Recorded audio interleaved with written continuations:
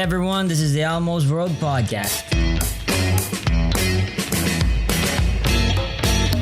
Bringing to you mind-blowing interviews with guests from all over the world. So settle down, relax, and enjoy the show.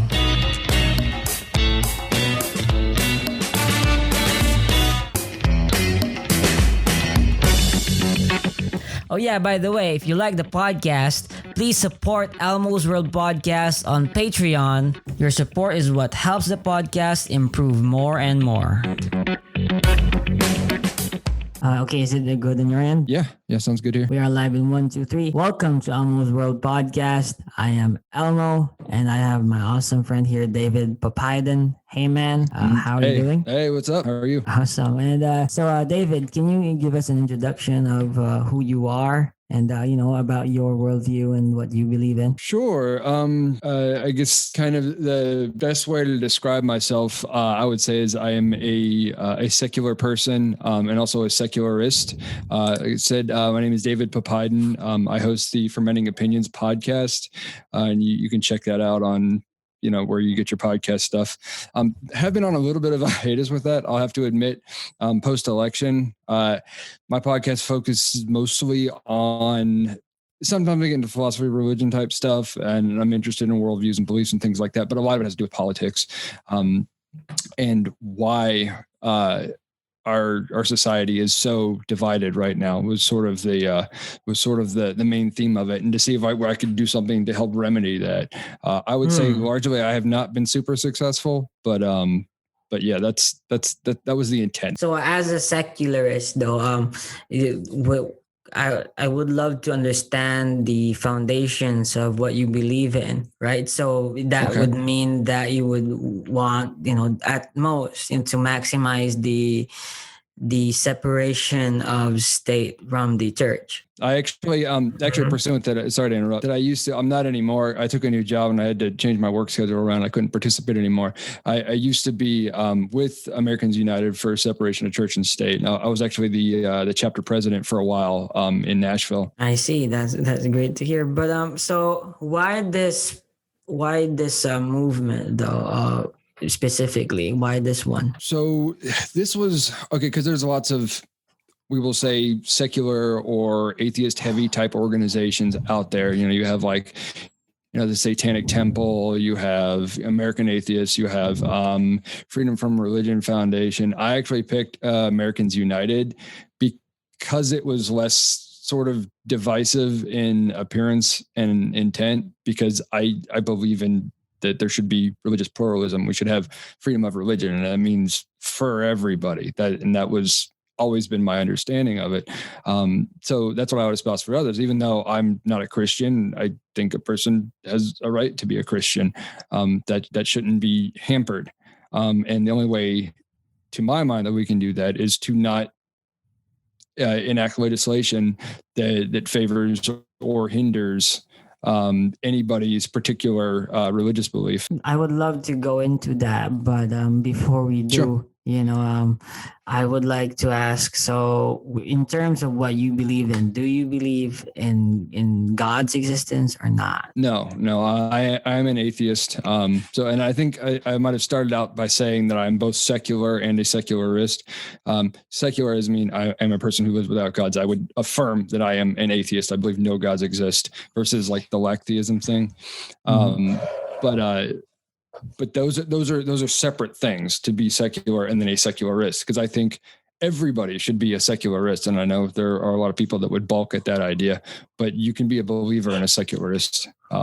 They're not mutually exclusive. Why you don't believe in God? There are a lot of arguments against God's existence, right? But initially, so how would you define yourself as an atheist? Well, like I said, I do believe that I would say that I'm a naturalist as well. It's funny, actually. Let me just put a pause right there. All the terms and labels and the such and suchanalisms that we are of X, Y, and Z, of the different philosophies and theories and things we have, they're also we tend to pigeonhole ourselves really badly when we do it. And I wish we did that less. And so as I'm trying to explain my worldview to you and things like that, I find myself doing the thing that I try to avoid in conversations with other people, because it's the use of so many labels, right? Because they're, these are signals of tribal identity. And if I say I'm a this thing and you're opposed to it because you're a that thing, and then the conversation becomes about this back and forth now, and we're not really having a conversation about, truth or what we want or anything like that. We're fighting over these ideas instead. And I think it does a lot to curtail, sincere, dialogue that's edifying and progresses somewhere. So I just wanted to say that. Well, of course, the main focus of this interview is to understand how you see the world, right? And if you see the world without a God, and as a naturalist, then I'd say that is worth as a naturalist saying. Like, it's okay. Like I'm not opposed to the idea of calling myself atheist, naturalist, whatever. It's just it comes really heavy, right? Like the sort of jargony explanation that I don't think people outside of, the great debate community, care to interact with or really, want to understand it. So that being neither here nor there. I'm a naturalist. I think at its core, the proposition of God, it doesn't add anything explanatory to any known phenomenon, in my view. And I think a lot of the claims and propositions about God and what he's like, and the fact that he's a he, and all these other things, that it makes more sense to me on naturalism, that man invented God than there actually is a God out there with these, sort of handpicked shopping list of attributes, but is also, somehow hidden from most people who don't have like these kind of one-off religious experiences that can't be reproduced in any way to verify. Okay, yeah, and can you talk about your, I guess, your history in terms of your journey from childhood to today, in terms of your worldview, right? Were you raised in a Christian family? Okay. So yeah, I was raised Catholic. I was actually confirmed Catholic. I was already an atheist at the time. I've been an atheist since the 7th grade, I think. And that was a result of reading the book of Genesis. I got to the end of it and I was like, no, this didn't happen. Like, essentially, because I just found those claims, if one were to take it, especially as a literal history of the world, to be ridiculous, and easily comparable to other sort of ancient myths that I was learning about at that time in school, about the Greeks and the Sumerians and all these other ancient cultures, and the kind of origin stories that would be told in their mythos. And like, it seemed to line up kind of right along, like this is what people who don't know a lot about the world might think that's how things came to be. And reading that, it's particularly the Old Testament, and I won't get into like atrocities and things like that, but like really the kernel for all of this was when I was younger than that. I was like 1st or 2nd grade. That's when I found out like Santa Claus wasn't real. Like sometimes adults, people in authority, do not tell you the truth, whether or not it's harmless. If you are really sincere about that as a child, you go, well, okay, so that wasn't true. Well, what else might not be true? And a funny thing that happened then is I conducted my first little experiment with regards to the supernatural, with regards to the tooth fairy. Actually, my parents told me that the tooth fairy just automatically knows when you lose a tooth and knows where to find it, in your bedroom, this and that, what have you. So I made a show of looking like I was putting the tooth under my pillow, and I was still very young, like I said, like 1st or 2nd grade, something like that. And I made a show of putting it under the pillow, but I hid it somewhere else in the room. And then night after night, my folks would come back with an excuse as to why the tooth fairy hasn't found my tooth yet. And I just kept saying, oh, well, I'm putting it right here. And, eventually I decided to just leave the tooth under the pillow. And lo and behold, I've got my quarter or whatever the next day. And I was like, yeah, that's my parents.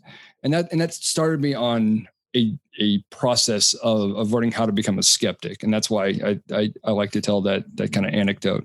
But yeah, by the time I got to starting to read the Bible, I was like, no, I don't believe this, And at that point forward, I was an atheist. Let's say it's not the Bible, right? Like, what if it's just this classical concept of God, like an uncaused cause, someone out there that's created So everything. like a deism or Yeah, like a something deity. like that. So the thing, the farther away you get from actually just putting any description in the actions and attributes of any proposed being, easier it is to defend, right? If it's deism, it may not be personal, it may not want to interact with our lives, it may not do all these XYZ things that we attribute to like classical theism or more specifically God of Abraham.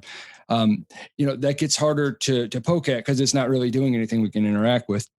I would still default at that point to say that interjecting that, we could say, yeah, possibly, but it doesn't add anything that explains the world that I'm living in any better than naturalism does. And of course, there's questions that can't be answered on naturalism or haven't yet. And I am more satisfied with saying, well, I don't know that, or I don't know what happened, the before your creation of the universe. Is there, a necessary being, like all these kinds of things. Proposing that doesn't incline me to think that it's real. We can say it's possible, that it's logically possible, but I don't have any reason to think that it's true. So I reject it. All the arguments that theists make for God, right? You probably have already a counter argument prepared for all of them, right? Maybe 10 years ago, I probably would have been like, yeah, I'd be all over that, and I can counter everything. But like a lot of this stuff I've gotten away from, and it's just because the conversation will just continue with this back and forth endlessly. And I think that's because people are tribal, and atheists are going to defend atheism and theists are going to defend whatever their brand of theism is, and they'll just keep pushing and kind of smacking this ball back and forth. And I can be intrigued. Like I'll kind of dip in, I'll have certain conversations. I know you've seen me on your page. You'll ask different questions, and I can find them philosophically, interesting, but I don't want to have like big arguments with people about it and have this back and forth that I don't think is helpful at all. There's a thing in psychology, I believe it is, called the blowback effect, that the basically the harder you come at somebody with bigger and better arguments, basically the more they're just going to dig in. And I don't think that's ever been more true than it has been in the last few years, especially in the US. And I don't see it operating any differently, with very few exceptions, when people are talking about religion. So that being said, if you wanted to talk about certain ideas or arguments, like that's still fine. I see. So I really noticed this theme, in everything you say, that you would prefer to just find a way to unite, like for example in America, right? There's this huge disparity or polarization in terms in politically. And of course, the Christians versus the atheists and all those just opposites, polar opposites. So, why unity? Like, and how could this have been achieved? I mean, the polarization that's taken place and the balkanization of these factions, political faction in the country, the left and right, and then the various factions within, like it's all explicable under tribalism. Like we are tribal as a species, and we break off into different little tribes, and we have our in-group loyalties and out-group hostilities. This is like very basic stuff that we all do it, and it's not good or bad, like intrinsically. It's like what you do with it. It's like the product of science or any machine that can be made. Like what you do with it is going to determine whether or not it's helpful or harmful to society.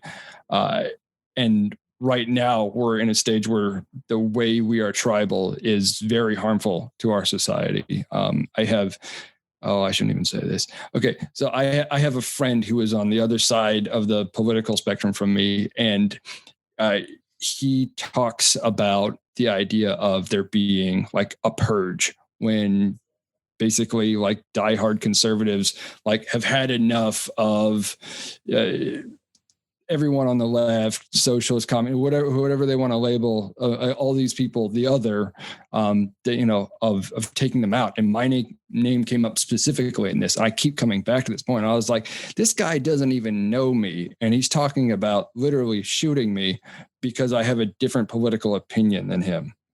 Like that's, and it may not just be just a different political opinion. I don't want to be reductive, but because he sees me as a threat to his way of life or things that he values, and that's his answer is shoot. It's not just to them, it's me specifically. And I continue to be haunted by that. And it's also a reminder that sort of the project of my podcast kind of failed because the idea was supposed to bring people like that to the table and sit down and say, hey, let's talk. What are your values? What are my values? We're probably going to find that on like 90% of stuff, we're going to agree, and we don't need to spend all of our time fighting over stuff. The few things that we don't agree on. And if we can find a way to compromise on those things, we can both get what we want. But it just never came together. Interesting. So when you say that your podcast has failed at that, it's like you're saying that it's over or something. Like I've been on hiatus for a little while. A lot of that has to do with I changed jobs, and it's a huge drain on my time. And it was that, and then really I did, because I'll do like live shows and things like that, in addition to like the legit like MP3 format podcast. And I did like one or two after like the January 6th attempted insurrection, whatever you want to call it, in DC. And I was just like, I don't know how to talk to these people anymore. I thought I did. I thought I could try. And of course, on an interpersonal level, like there are conversations that I can have with people who I may not agree with, over very divisive issues, and we can have a civilized conversation. But by and large, I don't see either faction really wanting to. And I kind of got to a point where I just got out of patience even trying. I was like, these people have, completely lost the plot, and I don't know what to do with them now. And so I just kind of checked. Okay. Well, what I'm curious about though is you see these people as groups, right? Like another tribe separate from yours, or is it simply like you're just recognizing this systemic tribalism that is already in place, so you're just passing through it, and you're like working with what is already in place. So I would say like what yes. You could do though is like just look at each of these people as individuals, and not generalize them for with some like represent some individual representatives, like not all conservatives are like that, or the ones on that for sure. Yeah, and that's something I do try to be careful of. Just because I can speak critically of some of the the negative outcomes of tribalistic behaviors. Like I know I'm still in a tribe, like I'm still in a couple of tribes. Like I'm not better than it, even if I try to acknowledge it and try to have a little bit of humility about that, and try to check my own biases and things like that as often as I can, or as often as I can be mindful that that's what the way I'm behaving. But yeah, I think that is a really good point. I have made some inroads, and it is by developing personal relationships where we're not putting our differences at the forefront of the conversation or the interactions. And we're not coming in to signal at these particular tribes that are at war with each other. It may be under a common banner of something else. I participate in, pursuant to that, I participate in what's called just a barcast. It's basically like a virtual happy hour type experience. And it's light, it's fun, it's dumb half the time. I have a blast doing it. And it's with people who because I'm friends with them, like I know, like we have wildly different, some of them, not all of them have wildly different, political perspectives, but we're all friends. We can all be friends because we're just, kind of, unifying over having a drink together, and just talking about life. And we get to see each other as human beings and build that level of respect and trust. So one day it would be possible to have, instead of leaning in with the, I'm mad about this thing, or why didn't your team do that? Like these kinds of things that are just so unproductive. But and again, to come back to my own, project, I think the mistake or the error that I made was not doing that first, because it's like, your podcast, those, you get guests on, you don't have a lot of time with each one. This is the first time you and I have actually spoken, other than just, a few messages here and there. If we were, just completely incompatible on paper, to come in and have a conversation about why we disagree with each other, unless we're two, particularly, special people, we're not going to come away with a whole lot necessarily from that. But like, if we knew each other and then we wanted to have the hard conversations, I think that's where there can be more success.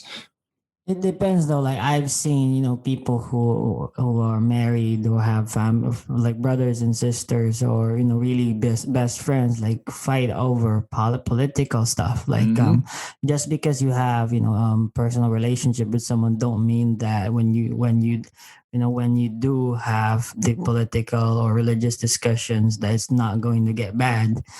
So but I see your point though. Like in order to engage in these types of topics that are very provocative, and very For sure. you need to establish rapport, right? But it's just not possible though. If you are going to have like a very like produce a lot of content for your podcast, so it's really, and you're busy with your life as well and your job, so for sure. so that maybe, but how would we go about this then, right? Like what I do as my on my podcast is I don't touch political stuff that much, sometimes from time to time, but my focus is on philosophy and religion. And I do get a lot of guests from various points of views, right? And every time I have a show, like I end the show, it's always on good terms. And I always disagree with my guests, and it's okay with them. Like there's two aspects of that, right? Well, one, I mean, we know you're a podcast host. This is what you do, professionally, effectively. That so there's a level of showmanship involved with that, and you're a very great. I've listened to multiple episodes of your show now. And you're a great conversation partner, and you ask really good questions. Regardless of whatever worldview a person's coming from, you make the conversation interesting. You're good at that. I'm not saying this to butter you up, but like, I think it's really true. Not everybody has those skills, right? But you're motivated to have those skills better, because, if you didn't, this wouldn't be going very well, right? If you came in and just accused me of, whatever, something, what is it? Suppressing the truth and unrighteousness and like all this other stuff. Like, if you started preaching at me, you know what I mean? That it would just go poorly, and I would just not like you as a person, and not be convinced of anything you said either. Whether or not that's the rational connection. That's how people act. Like that's how rhetoric works. So like you and I can do that, sure, but like a lot of people don't have that skill set, and it's more than just that. It goes a little bit deeper. It's something else that I soapbox about a lot, is that I believe that we've been living in an epistemic crisis in this country for a number of years now as well, with the amount of epistemic crisis. So, what epistemology is, it's about the foundation. How do we justify, what we think we know, and where people come to their beliefs on certain things, I think is so disastrously and poorly founded in a lot of cases, is why we have such popularized misinformation. When I was younger, in the sort of the earlier days of the internet, and I still had dial up and all these things, and I was learning about other religions, and seeing the World Wide Web become its thing, and then 9/11 happened, and there was this big backlash, and new atheism kind of came out onto the scene, and I was like, the internet is going to kill these bad ideas. The internet is going to kill religion. I could not have been more wrong. What happens instead is now we've got more flat earthers than ever, that in modern history, at least, that and a lot of it has to do, and I hate like the quote unquote the media. There are multiple media companies. There's a range of alignment from left to right, from pure punditry and fake news and speculation to actual legitimate factual reporting, and people don't seem to be able to tell which is which, because they just reference which tribe that they're speaking for, by and large, and that is a problem both on the left and the right. They check to make sure that this is sort of confirming their narrative, and they'll go along with it rather uncritically in a lot of cases.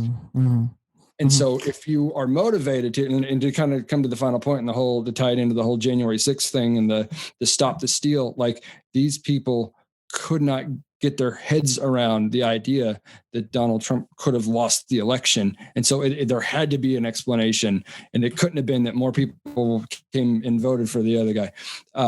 And that's what a lot of their pundits told them, and they ran with it to disastrous effect.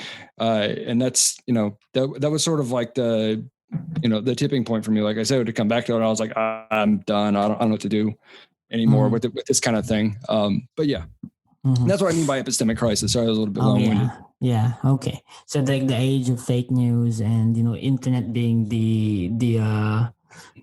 like a poll for every anybody. Anybody can be a content creator. You and I are content creators. It doesn't make a thing either of us are saying true or reasonable, or that anybody should listen to us, right? But if we're if we're good at selling it, like, people are going to listen to us either way.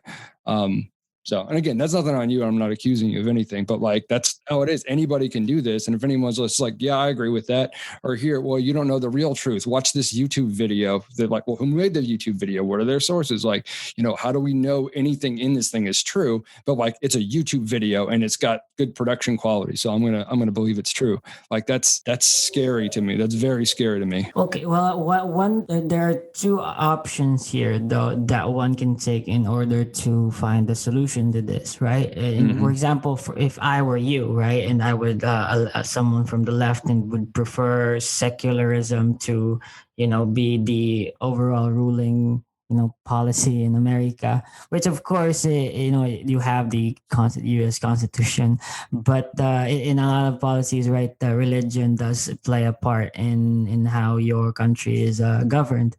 So, the first is that I would go about and prove to the other side, probably the Christians, that they are wrong about what they believe, and they should, be atheists and agree with our political stance, right? Or the second one, the option is to sort of find a balance, I guess, in a way that, but of course, in order to find a balance, you still have to show power, and that's usually what happens in a democracy, right? It's one. And people, again, that's another thing people can argue about, is like, what did they, how was this country founded? What has been the role of religion and religious belief in policy and things like that? And what should it be? Like, those are pretty significant questions. You do have a certain faction that believe that America was founded as a Christian nation.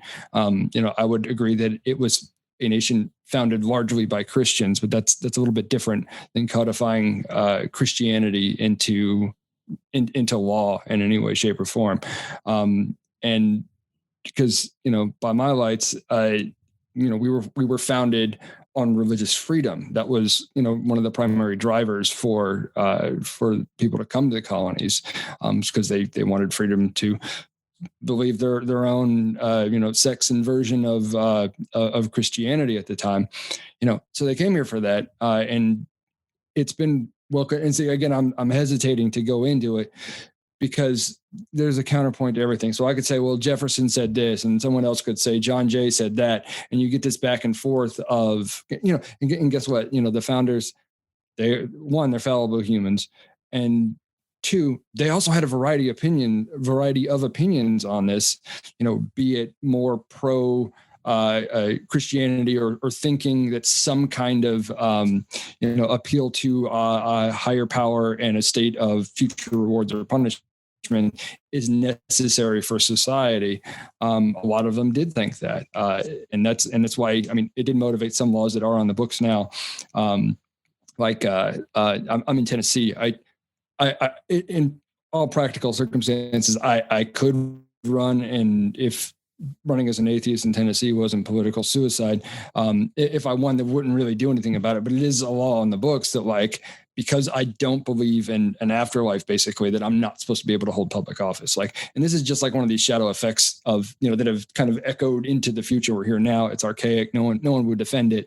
But it's there, and I guess my thought on that is it's anecdotal, and there are bigger fish to fry. There are much bigger fights to battle over. When it comes to finding a solution to this polarization, right? Yes.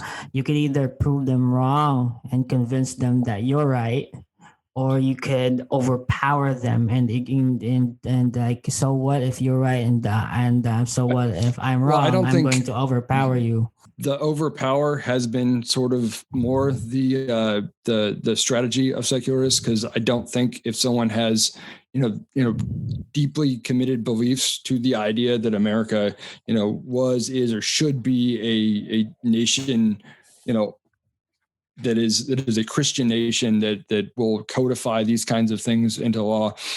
Again, for example, Tennessee, pretty much every year there's a legislative barrage of bills that do things that affirm that our rights come from God and stuff like that. They will just always continue to do this. Our only recourse, really, for a secularist is to say, well, that's unconstitutional. It goes against the First Amendment. I could try having a conversation with you about this. You're not going to listen. So we're just going to fight and win where we can. Given the status of the courts, especially the federal courts and especially the Supreme Court, that has largely been taken off of the table. So we don't really have power, and we don't really have any way to persuade people who are deeply committed to this belief either. But maybe that's the problem, though, right?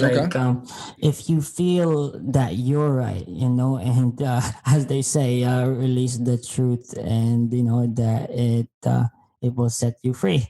But so in this sense, if you know that you're right and you are, and all your position is the right one, you will be able to convince someone as long as you have this good discussion, right? But that's the thing, though. No one is talking to each other. And I'm not American, but I've noticed this, and the polarization is separating everybody. That there's so much hate, right? They're good friends when it's not politics, but when it becomes political, then they stop listening to each other. Is that how it works? Yes, I think we're largely so cloistered at this point that there is not that much crossover, except when you pointed out earlier in the conversation that family members, right? You'll have siblings, parents, aunts and uncles that have different perspectives. They still come together because they're family, and then that's why the quintessential fight over Thanksgiving dinner. Someone brings up politics, and it all just goes out the window. But that's more the exception, because even now I know, and I've got just tons of friends who make a point of publicly letting people know, hey, if you think this, if you think that, then, unfriend me. I'm not going to talk to you anymore. I'm not going to come to your family gatherings, this and that. And I think it's unfortunate, obviously, that political divisions are breaking up families in that way. But like some of it's also self-care, because these conversations have gotten so toxic. I understand why people have to cut other people off. So there's, it's not like it's just good or bad. Like it's a little more complex than that. Yeah. Mm-hmm. So, I guess you as a podcast host though, you were started engaging in conversations with people from the other side of the spectrum, the political spectrum. Yeah. What have you observed there?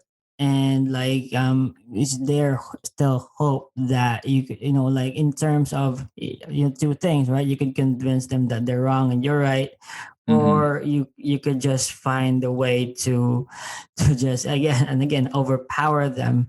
And I'm not saying that that's wrong. If it is in a fair system, like in governments or in democracy, then that is it is valid. So for sure. But I guess I could see why you would look at those two approaches as alternative strategies. I mean, but I'm in Tennessee, and there's not going to be political victories basically outside for, we'll say, people who share more of my perspective outside of the big cities, basically, Nashville, Memphis, not really Knoxville. And then you have everywhere else, and that is a giant sea of red. And so there's really no political power to win. And there is, and again, and I don't believe I'm going to change anybody's mind by arguing with them, even if I'm certain they're right. And I try to find charitable ways to have those kinds of conversations. It's not going to work. And then when it really matters, and I can't, if I don't feel like I can compromise on a certain thing or certain position in terms of like talking about policy, and neither can they, we're still at loggerheads, and it just comes down to being a power struggle. I happen to be in a place that team whatever secularist, is just not going to win. Like they're just not. And it's just something I have to accept. But why the pessimistic view on this though? Like, you kids still have hope. I've been here a long time, man. Well, it's not that I don't have any hope. I mean, that's sort of the joke is I have hope for entropy. And it's not to wish anybody dead, but until there is, kind of a sea change in the political atmosphere, and not just in Tennessee, but in a lot of these places, when debate, not necessarily to die off, but to sort of relinquish their power over sort of the political process, and business as well, for them to actually kind of fade out. I don't think really much of anything is going to change, but that may be a topic for another day. But let's talk about like Tennessee for a second here, right? You're from there, and I'm from, and you know what? I shouldn't be so cantankerous about that. I'm not from Tennessee. I've been here for a while, but I'm originally a Yankee. I'm from Pittsburgh, is where I was born. Okay. I came down here for college, and the short version is I stayed since then. So yeah, so there's that. I'm an atheist. I'm an outsider in a culture that was very shocking to me when I first came here. And yeah, so there's always this, you're kind of on the outside looking in. Doesn't really feel like on the outside looking in anymore, because I've been here for like 20 some years or something like that. Yeah, so it was very formative at the time. Yeah, so in Tennessee, you the whole place what probably was the whole inspiration as to why you started your podcast, right? And attempted to be able to have good and decent conversations with the other side. Well, a lot of it actually, it had to do with I think we started in 2000. I think spring of 2017. So it was kind of in the aftermath of the election of Donald Trump. And it was, it was that initial shock, of course, of how could this have happened? How could, the whole liberal anguish thing, and Schadenfreude, of course. And I think it was the Schadenfreude part that got me more than anything else. And it's not just so much that like, it's my team win, it's your team lost. We're going to spend, as long as possible to rub your nose in it. And I was like, but these are like, when I talk to these people and they don't know my political leanings, and I might know theirs and just don't say anything about it. Like, you can get along great with people. Like they're normal. They're they have the same wants and needs, as anybody else. I can have empathy for this person. And then we talk politics and it all breaks apart. I was like, there's got to be a way to start having this conversation again, because where we're going is a bad place for the country. That was the original motivation behind it. I was like, there's got to be a way, and there's got to be people who can, even if they're, had certain issues that are really important to them, things like abortion. There's a lot of single issue voters about abortion. It's like, so okay, well, we can maybe have a conversation about that. It's reasonable. That's why you voted for Donald Trump, this and that. But like, can we get some concessions on some other points here? Can we get some, a sincere look at, whether or not he's making this administration is doing well otherwise? But you don't get that because of the tribalism. Yeah, and I would like to dissect though, the process there in Tennessee when you say like there's a barrage of bills like and that would approve sort of Christian foundations for like laws and everything, right? And so Right. I want and of course this is one of the reasons that you are trying to push and like really affirm secularism. So what would secularism look like in terms of this, like, and why isn't Tennessee enough and not in terms of us being secularist? So I guess if I'm understanding your question, secularism, it just has to do with governance that is not based on an appeal to anybody's religious ideology. That if there are secular reasons for, as in, again, not making an appeal to anything religious or supernatural of themselves. Like there can also be religious arguments for, say, why you would want to, have something like social safety net, healthcare for all, whatever it is. But if we're going to make this policy, it should just be because it's good policy for this population, not because this is based on somebody's tenets of their religious belief, right? And those things, I mean, there can be overlap, but there has to be a specific secular purpose. And this goes back to the what they call the Lemon Law, and I don't remember it off the top of my head exactly. But that had to do with what was a violation of separation of church and state, and what was a violation of effectively the First Amendment, the religious freedom principle of that. And so a law has to have a clear secular purpose, and that's not hard to do. It's really not.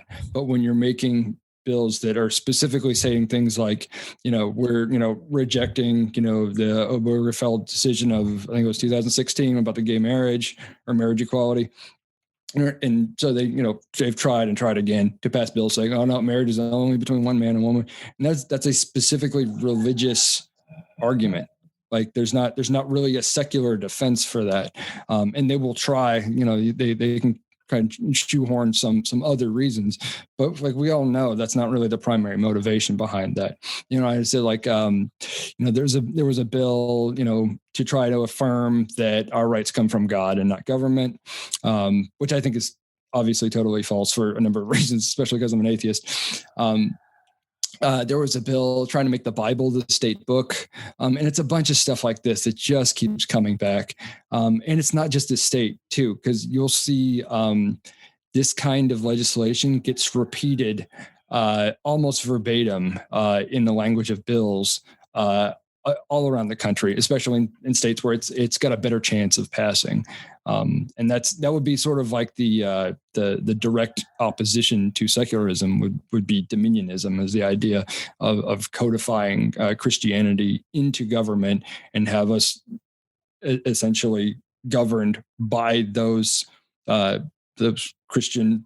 And again, there's all kinds of Christians with all kinds of worldviews, within that range, right? And I know because I know plenty of liberal Christians, I know plenty of conservative Christians, literalists, inerrantists, people who reject the doctrine of hell, all across the board. When I'm talking about dominionists, they tend to be fundamentalist Christians. They tend to be very conservative, and this is something that does get pushed for. So, so well, my question though is like in terms of like being libertarian, are you libertarian or more like on the? No, I'm not a libertarian. Actually, my co-host when we were doing the show together was a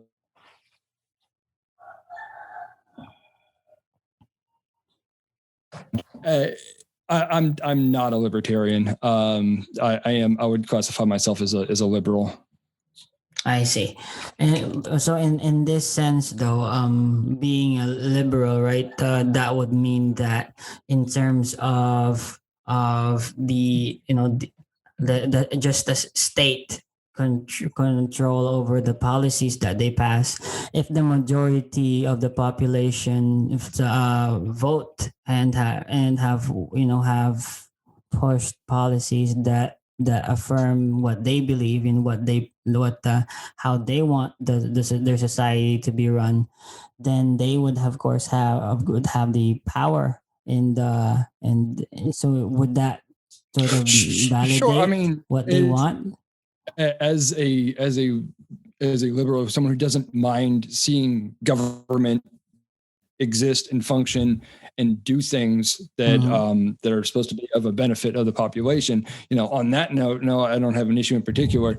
That where I do take umbrage, and that's where I do kind of stand in against this stuff, is because the specific kinds of policies that they're trying to pass have been ruled otherwise on the federal level, and what they're trying to do is therefore unconstitutional. They don't seem to mind or agree that it is unconstitutional, but my position is that nonetheless it is. So we can't have federal law against something and then just make exceptions in one state. I don't agree with that either. I see. And there's also something called the supremacy clause.